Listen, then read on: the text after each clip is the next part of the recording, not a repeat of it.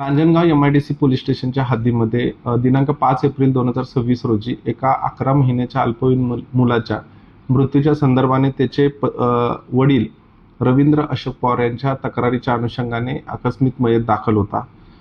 सदर मुलगा अल्पवयीन असल्या कारणाने रांजणगाव MIDC पोलीस स्टेशनचे प्रभारी अधिकारी महादेव वाघमोडे आणि त्यांच्या टीमने याचा गांभीर्याने तपास करून पीडित मुलाच्या नातेवाईकांची विचारपूस केली. विचारपूस करण्याच्या दरम्यान जे अल्पवयीन मुलगा आहे त्याच्या आईने यामध्ये सदर अल्पवयीन पीडित मुलाचा खून केल्याची कबुली दिली आणि या खुनाचे जे मुख्य कारण असं होतं की त्या जी अल्पवयीन मुलाची आई आणि या गुन्ह्यातील जी आरोपी महिला आहे तिचं तिच्या नवऱ्यासोबत वारंवार भांडण होत होतं आणि त्याच पद्धतीनं तिला दुसरं लग्न करायचं होतं आणि दुसरं लग्न करण्यासाठी हा मुलगा जर असेल तर कोणी लग्न करणार नाही या भावनेतून आणि तशाच पद्धतीनं हा 11 महिन्याचा मुलगा सारखा घरी रडतो, त्रास देतो, किरकिर करतो.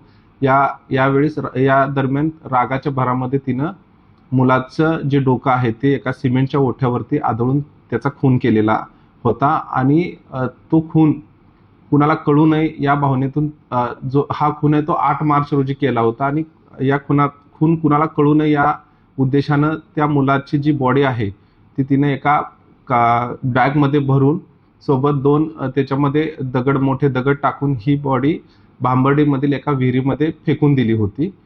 परंतु 5 तारखेला ही बॉडी आपल्याला मिळून आली आणि या अनुषंगाने सदर महिलेला काल रोजी आपण अटक केलेली आहे. आज रोजी माननीय न्यायालयात हजर करणार आहोत. सदर गुन्ह्याचा तपास रांजणगाव पोलीस स्टेशनचे प्रभारी अधिकारी महादेव वाघमोडे यांच्या मार्गदर्शनाखाली पोलीस उपनिरीक्षक तिडके हे करीत आहेत. एकूणच काय सांगाल ही महिलेची पार्श्वभूमी कशी आहे? या महिलेचं पूर्वीही एक लग्न झालं होतं आणि त्याच्यासोबत फारकत घेऊन हे लग्न केलं होतं आणि याही नवऱ्यासोबत तिचं म्हणजे त्यांचं पटत नव्हतं आणि आता ती परत आणखी एक लग्न करणार होती.